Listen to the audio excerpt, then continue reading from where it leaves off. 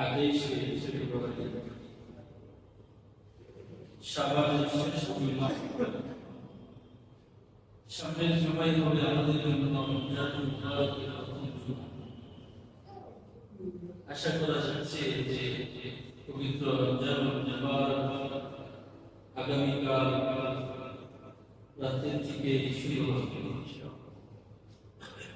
এই জন্য রবির দরবারে কালিমাতুশ শুকর আদায় করে আল্লাহ পাক রব্বুল আলামিন আমাদেরকে পর্যন্ত সত্যতার সাথে আল্লাহর হুকুম পালন করার জন্য মসজিদে আসার তৌফিক দান করেছেন। এই জন্য রবির দরবারে কালিমাতুশ শুকর আদায় করে আলহামদুলিল্লাহ। আল্লাহ পাক বান্দাকে চান মুমিন বান্দাদেরকে বিভিন্ন সময় সুযোগ দিয়ে তাদেরকে পাক সাফ করে জান্নাতি বানায়, পাক সাফ করে কেন জান্নাতি বানাইতে হবে? সে নাপাক এটা সবার কাছে পছন্দ নেই, নাপাককে কেউ পছন্দ করে।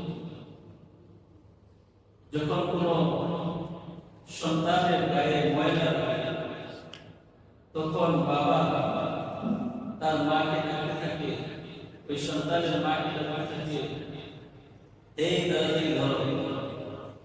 সে হাত করে তাড়াতাড়ি ধরো, পরিষ্কার।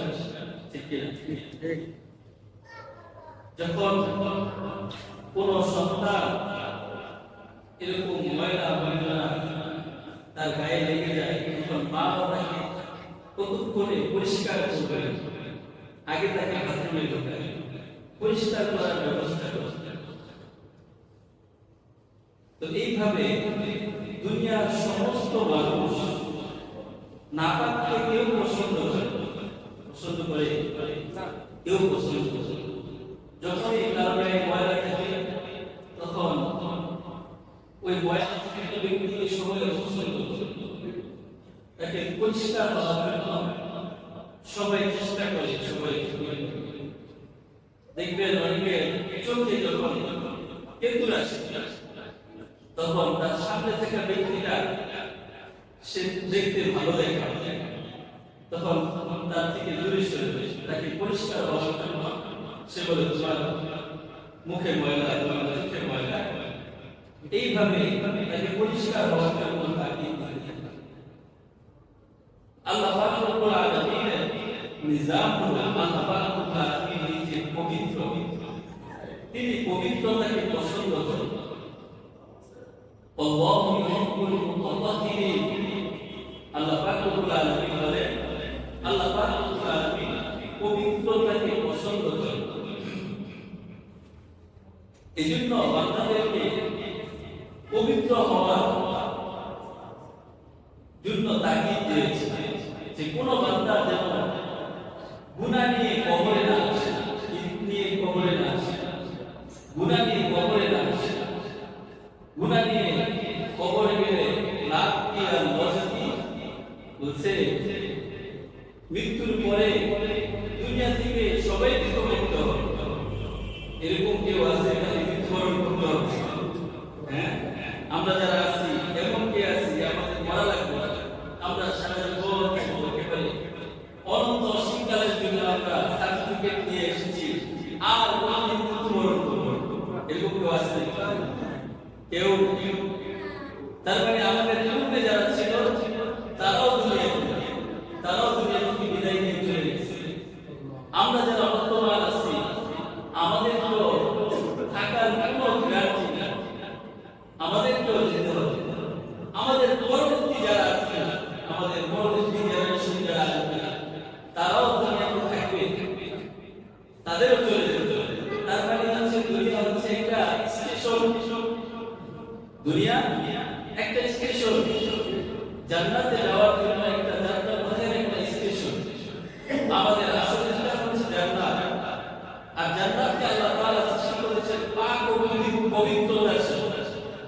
সেখানে নাপাকের কোনো স্থান নেই। সুবহানাল্লাহ। সেখানে নাপাকের কোনো স্থান নেই। সেখানে সম্পূর্ণ পাক পবিত্র, সেখানে নাপাকের গন্ধ চলবে, সেখানে সবই খুশবু, সবই গ্রাম, সবই আল্লাহ তাআলা পবিত্রতার সাথে সৃষ্টি করেছেন। সুবহানাল্লাহ। তো ওই জান্নাতে যারা যাবে তারা কি নাপাক দিতে পারবে? কি কথা বলেন? কথা বলেন না। নাপাক নিয়ে জান্নাতে যাওয়া যাবে? যে জায়গাটা পবিত্র সেখানে পবিত্র ব্যক্তিরা ছাড়া কেউ প্রবেশ করতে পারবে না। জান্নাতে আছে কারা? আল্লাহ রাসূল সাল্লাল্লাহু আলাইহি ওয়াসাল্লাম বলেন, মা লা আইনুন রাআত ওয়া লা উযুনুন সামিআত ওয়া লা খাতারা আলা কলবি বাশার।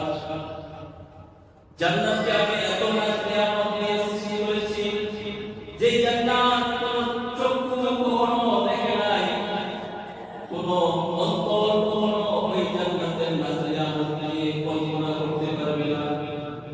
দুনিয়ার কোন আকল ওই জান্নাতের নিয়ামতের ব্যাপারে চিন্তা ফিকির করে সে সমাধানে বসতে পারবে না। কেমন হবে? আল্লাহ পাক তাআলা বর্ণনা দিয়ে দিয়েছেন জান্নাতের নিয়ামত এমন হবে, এমন হবে, এমন হবে। একটা আপেল ছেড়ে খাবে, ওই আপেলের থেকে হাজার রকমের ফলের স্বাদ সে পেতে থাকবে। সুবহানাল্লাহ। সে হুর ঈমান দিবে, এই হুর ঈমান তার ভিতরে যা মেশিনপত্র আছে, চামড়ার ভিতরের সমস্ত জিনিস দেখা যাবে। সুবহানাল্লাহ। আমরা তো এখন শুধু সাদা চামড়া দেখলে মানুষ পাবে, তাই না? নাক বোঝা হোক আর খাড়া হোক, কান একটা হাঙ্গার না থাকে, তো সাদা চামড়া দেখলে পাগল হয়ে যায়। কিন্তু জান্নাতে হুর ঈমান বলবে, ওই হাদিসের ভাষায় আসছে, ওই হুর ঈমান এত পবিত্র করে আল্লাহ তাআলা সৃষ্টি করেছেন, এত সুন্দর করে সৃষ্টি করেছেন, যদি তারা একটুখানি এক আঙ্গুলের একটা পরকে দুনিয়ার মধ্যে এভাবে দেখতো, তাহলে দুনিয়ার চাঁদ সূর্য তাদের কাছে ফেলবে। সুবহানাল্লাহ। তাদের আলোর কাছে, তাদের সুন্দর সৌন্দর্যের কাছে তারা হার মানবে। যদি তারা শুধু থুতু ফেলতো দুনিয়াতে, তাহলে এই দুনিয়া খুশবুদারে মোহিত হয়ে যেত, খুশবুতে ভরে যেত, তাদের খুশবুর কাছে দূরে কোনো আতর গেলাস তাদের কাছে দিতে পারতো না, এত খুশবুদার। তো ওই নিয়ামতের ব্যাপারে আল্লাহ তাআলা বলেন, ওই জান্নাতকে আমি সৃষ্টি করেছি মুত্তাকিদের জন্য। তাদের জন্য কথা বলেন, তাদের জন্য মুত্তাকি। ওই মুত্তাকিরা হবে পবিত্র। এই পবিত্র ব্যক্তিরা ছাড়া জান্নাতে যাওয়া সম্ভব না। আর এই পবিত্র কারা হবে? যারা নাকি গুনাহমুক্ত হবে। কি হবে?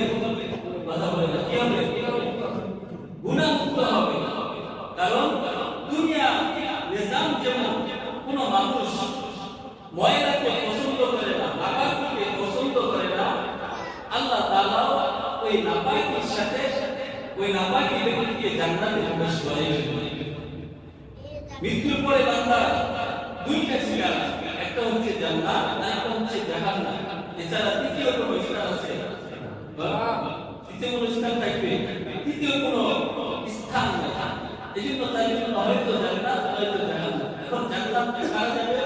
মুত্তাকি ব্যক্তি, নাপাক থেকে পবিত্র ব্যক্তিরা যাবে।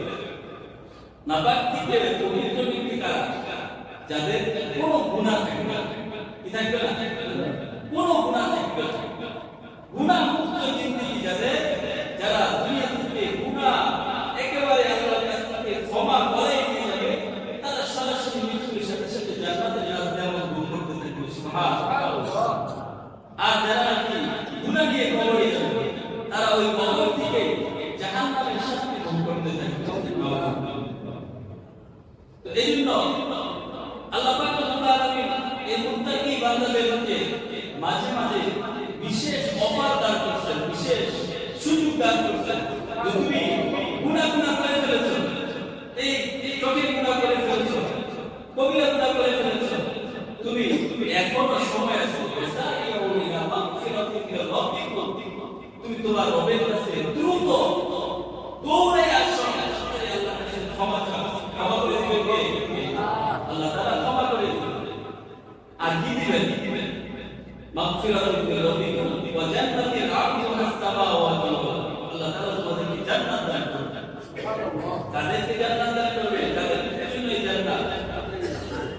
ওয়াইদাত লিল মুত্তাকিন, আল্লাহ তাআলা জান্নাতকে নির্মাণ করেছেন, সৃষ্টি করেছেন, তৈরি করেছেন আল্লাহ শুধু মুত্তাকিদের জন্য, নাপাক বান্দাদের জন্য, তাদের জন্য পাক বান্দাদের জন্য। আজকে থেকে একটা সবক আপনারা ইয়াদ করে নিন, একটা কথাকে পরিষ্কার বুঝে নেন যে কোনো